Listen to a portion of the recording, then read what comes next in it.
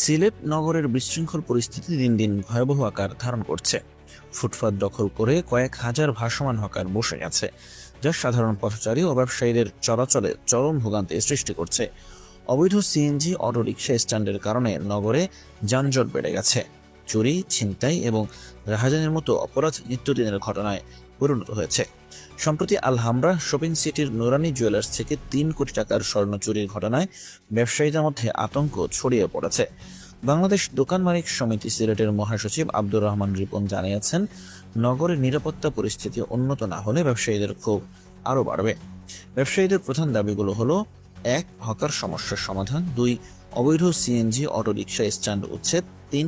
ব্যবসা প্রতিষ্ঠানের নিরাপত্তা নিশ্চিত করা।